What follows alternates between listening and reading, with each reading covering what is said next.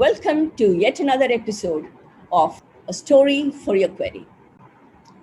There is a little story about a 10-year-old boy that I would like to share with all of you. The boy used to sleep in the class, and the children would complain to the teacher, "Ma'am, he's sleeping again." And he always appeared tired. He complained of stomachache. He complained of headache.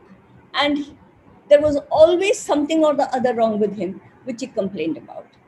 Nobody wanted to be with him. He was always the last one to be chosen by his peers in the social circle. And there was one time where in the English essay class, he complained that there was a boy who ran away from home and never returned. Now, this is the scenario. Do you think everything is okay with him? Maybe not. Do you know what the underlying cause is? Most definitely not. What do you think can be done? Search me. Now, how will you acquire the skills to deal with all this? For that, there is another special person who will be the school counselor, and the school counselor is the one who deals with all this. So we have with us today a school counselor who is going to be discussing some of the issues that we need to talk about. Issues that you always knew existed, but issues which you didn't know how to deal with or whom to ask. We're going to talk about mental health, which is not very much spoken in the circles. So I welcome Monika. Hello. To the Thank you so podcast. much. Thank you so much, ma'am, for having me here. Give me 2 minutes to talk a little bit more about you, Monika. Of course.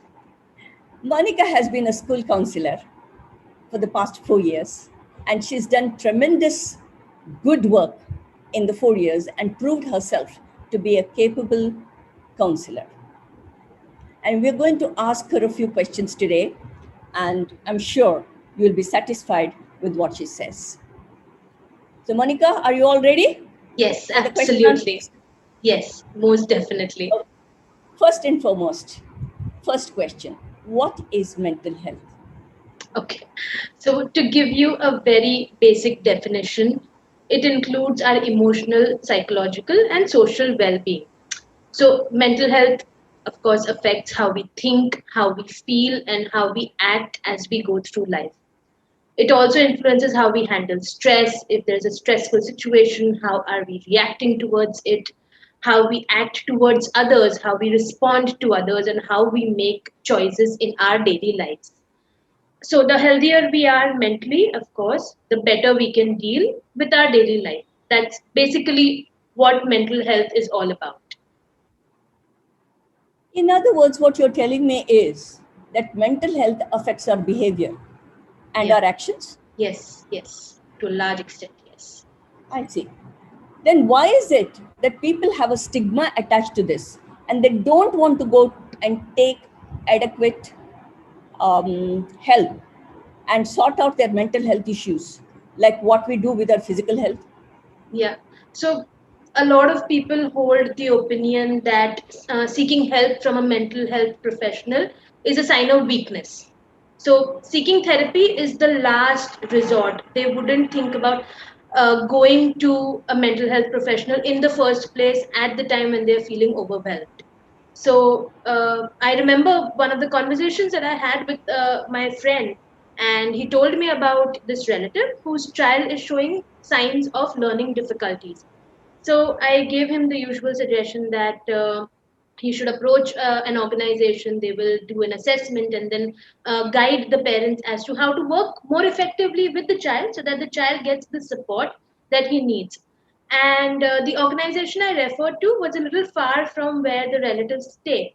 And he simply told me, "Arey utna dur kaun jayega?" And I was so surprised. I was not really surprised because this is something that I have really seen at a lot of seen as a reaction from a lot of people, that if it's a little inconvenient they leave it because mental health hai, it's not very apparent as physical difficulties are apparent. Mental health difficulties are not that apparent. It may come out as anger, which is very acceptable when it comes to boys, or it may come out as withdrawal, which is again very acceptable when it comes to girls. So they wouldn't approach a mental health professional till things get really out of hand, and then they also get upset that they're not getting a quick fix, that the mental health professional is not able to help them, in a jiffy. So So, in other words, what you're trying to say is early intervention is probably the right thing to do. yes, And what these people probably don't understand is physical health will respond to antibiotics, will respond to medicines, and there is a particular pattern which it would follow. But mental health will vary from individual to individual. yes, yes, That exactly. is something that the parents may not be in a position to understand. Parents or the caregivers or the Yes, relatives, as the case may be. yeah. Now, there are also certain myths which are associated with the mental health. Now, would you like to throw some light on that? Yes. So one of the biggest myths is our belief that mental health problems are uncommon. सबको नहीं होता है, और जिसको भी होता है दूसरों को होता है, हमें या हमारी फैमिली को नहीं होता. But according to WHO, 1 in 4 people at any point in time are suffering from mental illness, which means that if you have a family of 5, there is a very high chance that one of them is suffering from something that they are not discussing with the family. And this was before the pandemic. This 1 in 4 statistic was before the pandemic. I'm sure that after the pandemic, after the lockdown, this number has really gone up. Another myth is that, like I said, mental illness is a sign of weakness. And our societal conditioning is also so ingrained that people would choose to live miserable lives, people would choose to be unhappy, they would choose to be overwhelmed or frustrated or angry all the time, simply because they've been told right from the beginning that if you're going to a psychiatrist or a mental health professional, that is a sign of weakness. Seeking help is a sign of weakness. And it's just all about willpower. If you try really hard, you can simply snap out of it. So that is the conditioning that we have, and it is very difficult for people to break out of this conditioning. And I sometimes it overwhelms me to think that if, as children, individuals were simply told that it is okay to ask for help, that it is very natural to have mental health concerns, that it is okay to feel what you're feeling, so many of them would be living authentic lives today. They would not have to pretend to be happy or pretend to be okay when they are really not. So a lot of those myths are out there. One more very important one is that children don't suffer from mental health concerns. That is our belief that children don't have any issues with their mental health. But almost half of all mental health disorders show symptoms before the age of 14, and less than 20% of those children get the help that they need. Again, statistics, again, very overwhelming statistics, showing that our children may need more help than we are willing to accept. It's very interesting data. At the same time, I think it is a little appalling. It is a misconception that strong people don't have a weak mind. Yeah. That is probably the reason why they keep saying ladka hai ladki jaise rota hai, you Yes. know. Yes. So they also have tear glands just as girls have, and that is meant to be used. It is meant to be And used. if they were to have that sensitivity properly in place, probably there is going to be less wife Yeah. beating, the so-called what shall I say, um, caustic Domestic. caustic Yeah. relationships Yes. could be reduced perhaps. Yes. Now, another thing that comes to mind is that children less than 14 are the ones who are affected. This is under normal circumstances. Mm. But today, the scenario has changed. The socio-emotional background has really taken a beating with the online teaching. Yeah. Children don't get time to play around. They don't get time to meet. So with all that, I think the ratio must have gone up. Yes. It's not going to be what it was. With the new normal, it must have gone up. Yeah. Anyway, having said all this, now I still want you to give some tips to the people so that they can deal with the concerns in a more effective manner. Yes. So I would again like to reiterate the importance of early intervention. To our listeners, I would like to say that if you feel that a situation is becoming overwhelming, seek professional help. There is no shame in asking for help. The outcome is that you will live a much more fulfilled life. You will have many more fulfilling relationships. You will be able to bond with your children effectively. You will be able to bond with your family members effectively. And your brain will not be, your mind will not be the toxic place that it may be right now, because you don't know where to look for help. So, seeking help from a mental health professional is very important, especially now in the pandemic situation where uh, we are all stuck at home.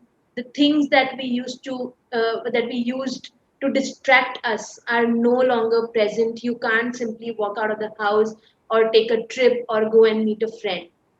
So, seeking help in such situations becomes much more important. The more you delay, the more difficult it will become to manage. Second, self care. And this I say especially to all the mothers listening to us, because a lot of times mothers put their families before them, they put their children before them, and it is a very natural instinct. But mothers, moms, you are also humans. And as the saying goes, you cannot pour from an empty cup. Your cup needs to be full for you to help your children and your family more effectively. So I always use this analogy when I'm talking to mothers. When you are going in an airplane and in case there is turbulence or you need to use the oxygen mask, the instruction is very clear. First, put on your own mask and then help your child. The same goes in a regular family life. You need to take care of yourself. You need to take out time for yourself in order to better help your children. The house will be cleaned tomorrow. The house can be cleaned later. But if you're tired, you deserve those few minutes or few hours of rest. Please take that. You it is so important for everyone to have a healthy social life, to be physically active now that you can't go out, maybe at home spending time with your family, having a dance off. It's such a fun way to connect with your family as well as get some physical exercise as well as just have some fun, learn new things. There are so many online courses going on right now. Involve your children in that.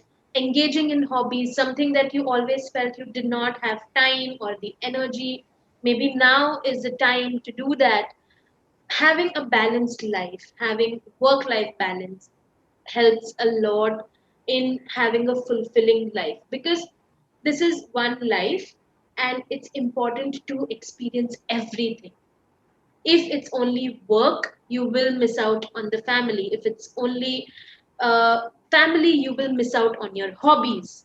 So it's important to have a balance between everything that you like to do and everything that you want to do and want to experience. And if you are able to balance that, you will find yourself feeling at peace and feeling healthy both mentally and physically. I really liked what you said about healthcare. Um, I don't remember who said this. I believe every woman needs to romance with herself, particularly, particularly in India, where the culture is such that the woman is anything but a woman.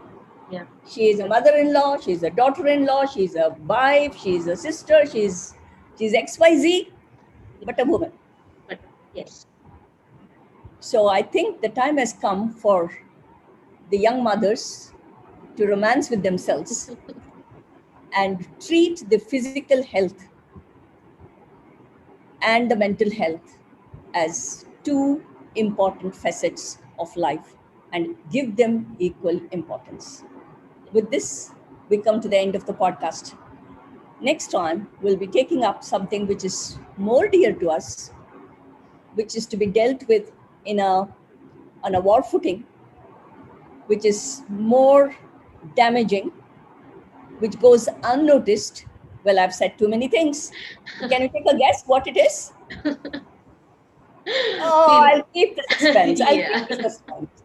The Bollywood and the cricketers are also not free from this. So we'll keep the suspense, we'll maintain the suspense, and we'll meet you next Wednesday. Bye till then. Take care, everyone.